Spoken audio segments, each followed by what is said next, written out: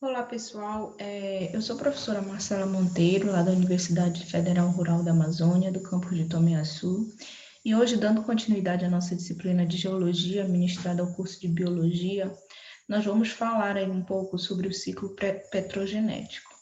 Bem, o ciclo petrogenético, também conhecido, né, como o ciclo das rochas. Eu vou fazer nesse vídeo uma introdução muito breve, e aí nos próximos vídeos nós vamos falar dos diferentes tipos de rocha.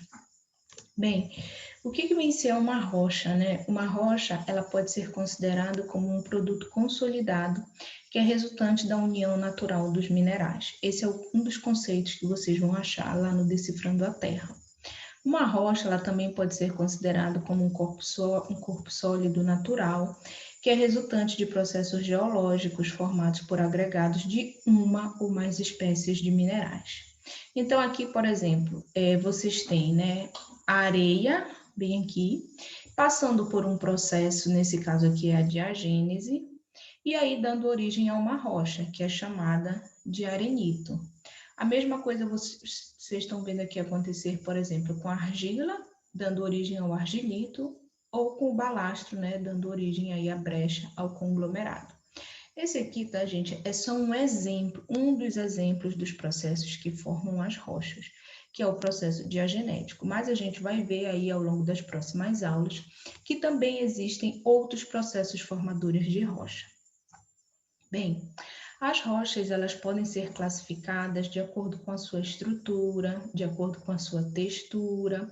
Por exemplo, se é uma rocha, como que é esse aspecto externo da rocha? Como que os minerais estão organizados? Esses minerais, eles podem ser vistos a olho nu, eles são cristais grandes, né? Ou eles são cristais menores, quase imperceptíveis. Todas essas diferenças, elas vão conferir às rochas as suas características. Então, a gente pode estudar as rochas aí de acordo com todas essas características que a gente vai ver com detalhes nas próximas aulas. Elas são formadas pelos chamados minerais essenciais e pelos minerais acessórios. Então, os minerais essenciais são aqueles minerais que sempre vão estar presentes na rocha, né? Vão ser os mais abundantes. Se a gente pegar, por exemplo, o granito como exemplo, ele é formado por feldespato e quartzo, né? O granito sempre ele traz esses minerais.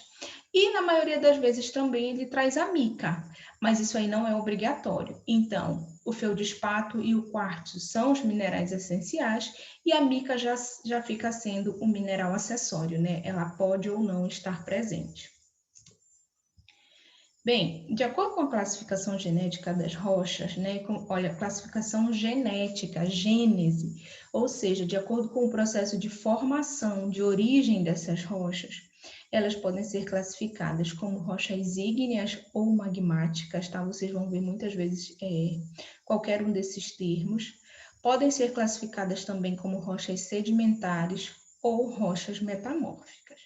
Então, no primeiro caso das rochas ígneas ou magmáticas, são aquelas formadas pelo resfriamento do material rochoso que foi fundido.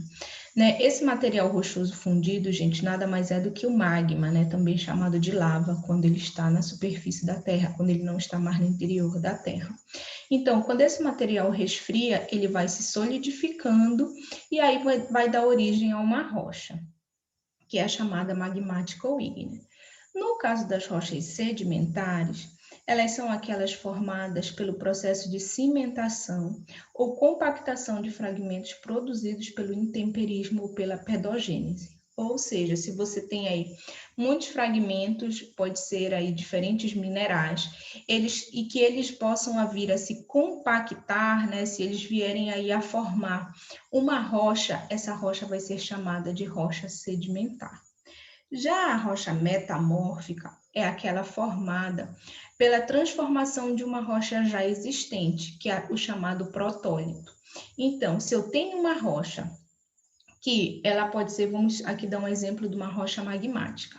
Ela foi formada em uma determinada condição de pressão e temperatura. Se essa rocha passar para outra condição de pressão e temperatura, a ponto de que os seus minerais, e se nesse caso os seus minerais, eles sofrerem transformações, né, eles podem ser orientados, eles podem ser recristalizados novamente, e aí aquela minha rocha inicial, que era magmática, mudar os seus cristais, ali os seus minerais, eu vou ter a chamada rocha metamórfica, ou seja, eu já tinha uma rocha pré-existente que passou por uma mudança aí, pode ser por conta geralmente de pressão e temperatura, e deu origem a uma nova rocha. Então, essa nova rocha é chamada de metamórfica, tá? Essa rocha inicial, ela é chamada de protólito, e ela pode ser tanto magmática quanto sedimentar, ou até mesmo uma rocha metamórfica, né? Bem, aqui para vocês tem alguns exemplos desses 3 tipos de rocha. Então, aqui em cima vocês estão vendo aí uma parte, né, de Fernando de Noronha. E aqui a gente tem as clássicas ilhas vulcânicas, tá? Isso aqui, gente, são rochas vulcânicas. Embaixo vocês conseguem perceber aqui claramente nessa foto a formação dessas camadas, né? São estratos. É uma característica, tá, das rochas sedimentares. Elas tendem a apresentar, né, aí se formando essas diferentes camadas que geralmente são visíveis e fáceis de reconhecer. Já aqui na direita, vocês têm uma rocha que mostra aí que passou por processo de metamorfismo. É uma rocha metamórfica. Então, vocês estão vendo aqui, parece que são camadas, né? Mas, na verdade, aqui é uma rocha que provavelmente passou por processo de alta temperatura e pressão, e aí ela ficou assim com essa característica deformada.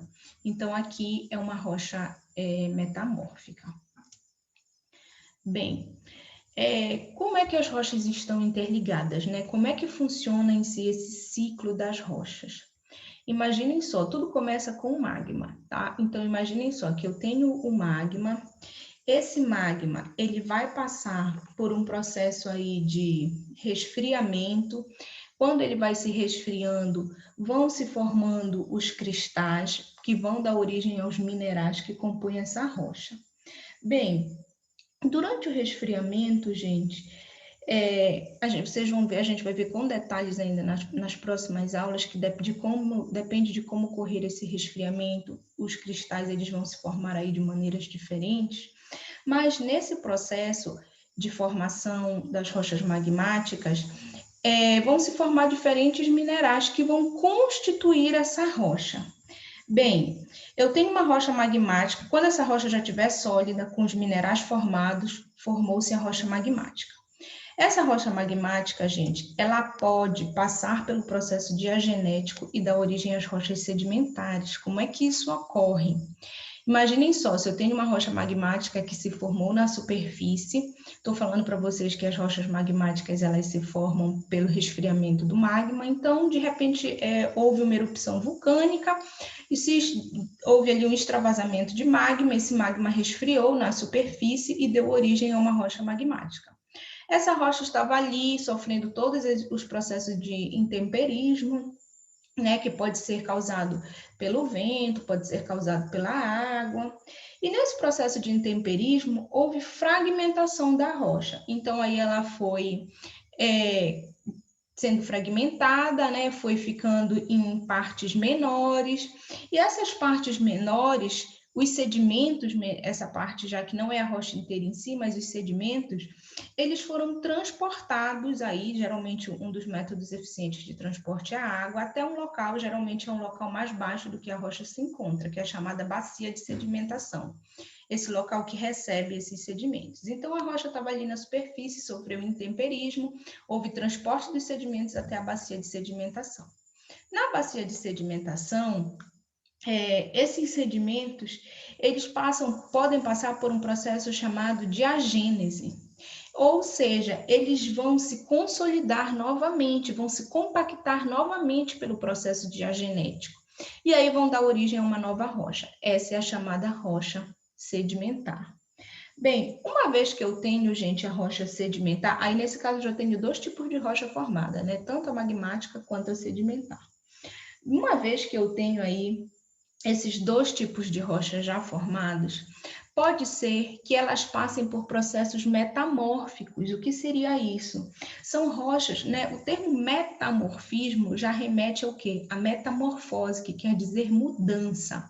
Então, quando eu tenho uma rocha que passa por um processo, geralmente, lembre-se, temperatura e pressão, tá? São os fatores que vão desencadear o metamorfismo, que passam aí por condições extremas de temperatura e pressão, a ponto de serem modificadas, essa rocha formada vai ser a metamórfica. Então, agora eu já tenho os três tipos de rocha. Uma vez que eu tenho a rocha metamórfica, ela também vai poder ser transformada. Tá? Ela também, por exemplo, vai poder passar por processo de intemperismo, né? Vai voltar aí a ser só algumas partes, aqueles sedimentos menores, e dar origem a uma nova rocha, que seria a rocha sedimentar.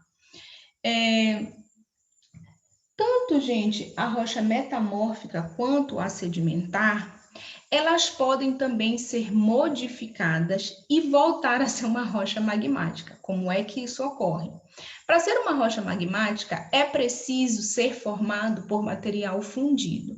Então, se eu tenho uma rocha sedimentar ou magmática que está na superfície, mas que porventura venha alcançar uma região de alta temperatura e pressão na crosta, lembrem-se do processo de subducção. Através desse processo, né, rochas que estão ali aflorando na superfície, elas podem mergulhar para o interior da Terra. Então, se eu tenho, por exemplo, uma rocha metamórfica ou sedimentar que passa por um processo desse, vai para o interior da Terra, ali pela temperatura muito alta, ela vai sofrer o processo de fusão, né? A rocha vai ficar naquele estado mais fluido, que é o magma, e aí, quando houver o resfriamento, se um dia esse magma voltar para próximo da superfície, for para uma área onde é possível o seu resfriamento, vai aí ser formado uma rocha magmática.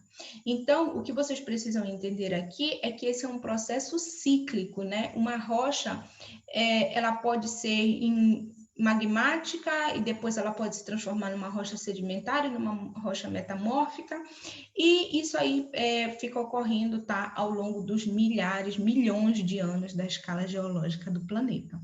Bem, daqui para frente nós vamos ver todos esses processos, né, todos esses processos de formação que eu falei para vocês e esses diferentes tipos de rocha que são formados.